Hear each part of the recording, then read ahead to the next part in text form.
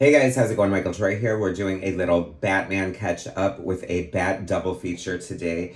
Batman, a Night Fight, a number one of four, part of the DCKO multi-title crossover. I was gonna pass on it, and it is so cool. I'm so glad I did not. And Batman number three, the new series from the new Bat title from Matt Fraction and Jorge Jimenez is so good. I cannot wait to share it with you guys. Subscribe to my channel if you haven't already. Hit that like button and let's get right into it. Okay, so DC's huge crossover. You know, Marvel, I often talk about how Marvel and DC sort of are kind of like binary in a way, right? Like if DC is doing a big crossover, Marvel is going to echo it and vice versa. You know, they always have sort of their own versions of certain themes, events, characters, and whatnot through and through, and that's kind of the way it's always been. All right, so Marvel is doing their Rivals thing, which I'm not super excited about, and I guess DC's answer for that is DCKO. Under the umbrella of the death of Darkseid, the return of Darkseid, and this huge epic event. I did read DCKO number one, holding off on my review because I have to say I didn't love it. So I hate to do negative reviews, but I'm trying to find like the good in it before I post it. I don't know. Maybe I will do it. Maybe I won't. But this is a spin-off title. So quickly, Darkseid is dead. He's coming back to life by traveling through time, and like they've tried to defeat him in every single timeline, and he becomes the victor every single time because of this. I don't know, it's so convoluted. But so the way they figured it out is that they have to do an ultimate fight each other, fight themselves, become the new god themselves, and recourse the fate of the universe or something like that. It's so funny too because part of the thing is like, is this all worth saving? And they're like, I mean, arguably, DC has been doing much better, but yeah, I don't know how much of it is worth saving.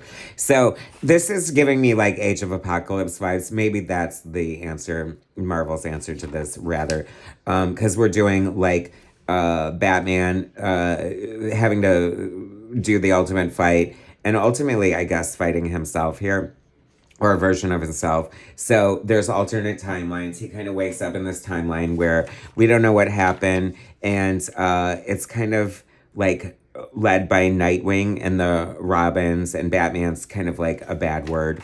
Night Fight. I'm not in love with these like 2-page threads. I at first I was like, oh okay, I'm celebrating like this cinematicness of it. I think it's a little pretentious. It's like trying to say like this is a huge big event. This is so great. Now, I will give this credit for having a little bit of art on the pages because I do hate it when they have like zero art. And I'm like, it's a comic book. It needs to have art on it. Joshua Williamson, writer. This is like a new writer for me, but I really enjoyed this issue, so I'm down for it. Dan Mora, of course, we all know his name, killing it on this. Triona Farrell colors. Big name in colors. Love her colors. And Tom Napolitano letters. James Reed, assistant editor, or Rob Levin, editor. Batman created by Bob Kane with Bill Finger. Isn't that funny? It's, I don't know. That's a whole other video, right? So anyway, we see Batman coming to a bad end. I like Dan Mora's art. Definitely Sean Gordon Murphy vibes here. And this feels a little homage to Jim Lee's Superman. One of these artists was giving me major Jim Lee vibes. It has to be this one. Yeah, because I would have noticed on the Jorge Jimenez Batman one. But anyway, so, I mean, this is a different Gotham. It looks like Japan in a way. This feels like a little bit more like anime Batman. See all the Jim Lee goodness in here? Actually, I was seeing like so much Jim Lee, and I guess I didn't notice it before in my limited exposure to Dan Mora, and I'm kind of living for it. I think it's amazing. So all these gosh, like I don't even know what the story is, but basically, this alternate timeline where things have gone terribly wrong. You know, Batman is sort of like taken out by Nightwing, who is, I guess, the new Batman. And they have to do the ultimate battle here. And it is so cool. It's very fun. It's action-packed. I do like it. I don't know how necessary, like, the whole thing is. Like, I mean, I guess we'll have to see what happens in the end. Of course, they're gonna win, but you know, at what cost? Kind of love seeing an older Dick Grayson here. That's always fun. You know, that's like I have to say, like, there's so many different versions, so many Batman storylines. It's probably more than that by now, but at one point it was like 40% of their publishing, and I have different opinions of it. I feel like they're trying to like get the most out of him that they can before he goes public domain. Um, but I mean, he has a cash cow, and I have to say, like, you know, I don't get everything that, but a lot of it's been so good that I'm glad that I last minute decided to pick this up because um, it is not as throwaway as I thought it was. Like, the story is fun and good and interesting, and I definitely want to come back for more. Um, so there's this like great cliffhanger at the end. I mean, you know, when you're dealing with alternate timelines, you know, don't screw with it. Like, everybody knows that. Like, the horrifying ramifications of what can happen are already being seen here, and I love it. So, a 4-issue miniseries. I don't think I'm gonna get all. I mean, I can't get every crossover, but damn, I guess I'm gonna in it for this one. Now, on to Batman number 3. This is basically Batman versus the police is the running theme through the GCPD, who is now corrupt by police commissioner Vandal Savage. I mean, how does that happen? I keep wondering how a criminal gets into an important office position, but maybe they've always been there. I don't know. Anyway, so this is kind of fun. I normally one of my problems with modern comics is also one of my problem with more modern horror movies. I think technology's kind of ruined it. Like, I don't need to see people doing shit on their cell phones or talking on their cell phones or being on social media in a comic book. Um, or like a horror movie, maybe. I don't know. You know what I mean? We spend so much of our time in social media. Like, it's such a world. Like, I want comics to like take me away from that. You know, like when I'm reading a comic book, like, it's my break from checking my inbox or my likes or my views or my what have you. You know what I'm saying? So anyway, but this is so great too because, you know, Vandal Savage, spoilers by the way, has declared war on Batman and Robin. Their public enemy number 1 as far as Gotham is concerned. You know, it's so funny though because like just like real life situations, you know, I mean, how excited are these cops going to be to want to take down Batman, somebody that they've arguably worked with forever just because a corrupt asshole is in charge here. You know what I mean? We get to see Vandal Savage planting a batarang on this fallen cop, and this kid. Actually, now I'm correcting myself because it's so necessary to the story. Like, he inadvertently witnesses the shenanigans here and films it, and then so I mean, how great is that? This is what I mean. Like, this is so pretentious to me in a way. This big wasted double page spread of a title page. However, once again, we got some art action happening here, so I'll allow it. Batman, Crown of Storms, number 3, DC Comics proudly presents. I do love what's going on here. I was on the fence once again about a new Batman book because I'm like, how are you going to get me this time? And I love the sleek design, the gorgeous art, the sort of sexified Batman in a way. Matt Fraction, writer, Jorge Jimenez, artist and cover, big draw for me. Tomeo and Morey, colors, gorgeous. Clayton Cowles with Jorge Jimenez letters, love that. Love when the artist is in on the lettering as well.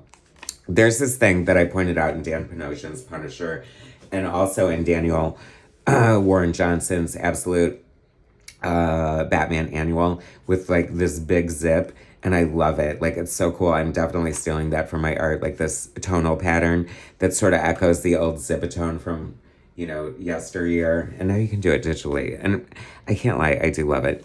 So this cop is in the hospital, and Vandal Savage is like, no matter what you saw, you better say the right words, or, you know, you're never gonna breathe again. So he is definitely putting the stink on corruption and just like, you know, horrible.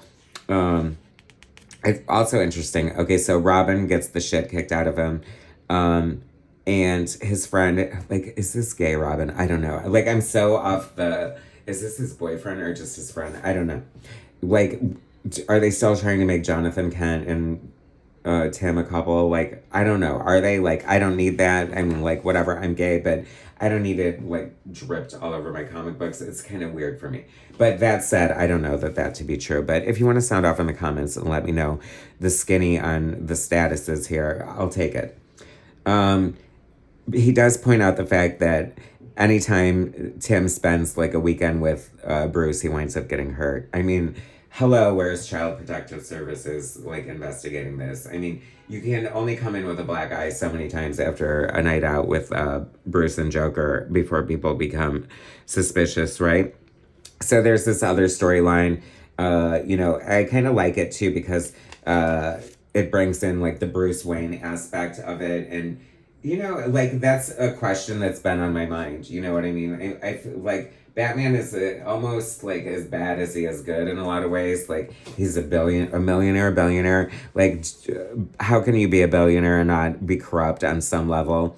He decries using his technology or research for any war purposes. He won't sell it to the military, blah, blah, blah, whatever. Which made me feel like that was odd and hypocritical in a way because, I mean, and I don't like this aspect of it, but he's built it up in so much way, like he's waging a war himself against crime, right? And he uses weapons up the wazoo and technology and blah, blah, blah. I don't know. Like, am I overthinking it? Probably. Love the fun. Like this feels very comic booky. You know what I mean? I love it. Like I feel like it's fun to see this kind of thing in comic book, like the fight choreography and the multiple figures on the page. Like I feel like a lot of modern comic book art is sort of like stand and pose and just like not as compelling as this. More of that great zip. Commissioner Gordon is just a beat cop in this, which is kind of funny. So they have changed the dynamic. You know what I mean? Wayne Manor isn't necessarily there. I believe they're operating out of Alfred's mansion. And Alfred goes along for these ride-alongs with bats a lot. By the way, love the blue. I can't help but feel they were trying to do some sort of like Neil Adams renaissance. How much influence and change and impact Neil Adams had on Batman resonates to this day. So I'm kind of wondering if they're like dipping into that and trying to like come up with some of that magic. And if that is the case, they've definitely hit upon something here. It is definitely a fun book. I love this. Absolute Batman is definitely my favorite monthly Bat book, but this is for sure a quick second. And there are other great Bat projects out there and hopefully more to come. Like I said, it might be oversaturation. I do not like this Riddler. I don't need the red hair sticking out. Like, give me a bowler. Give me, like, a bunch of question marks. Like, have him be campy. Like, there's no way to escape that, right? And now he's just giving me from cover appearance throughout just, like, Lucky Charms Leprechaun vibes. And I don't like that. That said, okay, so what's this kid to do with, like, he doesn't know if he has, like, something important here or not. So he goes to this old newspaper reporter and is, like, I guess gonna tell him. And I love that. Like, this is such a great, like, plot, like, running plot. Because, I mean, that Vandal Savage is absolutely gonna hand this smack down to his kid. And, like, talk about being in the wrong place at the wrong time. And, like, this is going to change his life for the worse in so many ways, and it is going to be fun to watch this play out. See, there's this Alfred sort of, like, I don't know, it's giving me, like, Al from Quantum Leap vibes in a way. Love the Batmobile. That's such a fun, sleek, hot rod version. And what a great ending splash page. This is fun. I love this Bat book. I love this Bat universe. This is great. It's a good time to be a Bat fan. And, bring it on. Keep it coming as long as they're as good as this. Are you guys loving the books, guys? Or are you just happy to watch my flip throughs? Anyway, thanks for watching. Subscribe to my channel if you haven't already. GD. And I will bring you more soon. Thanks.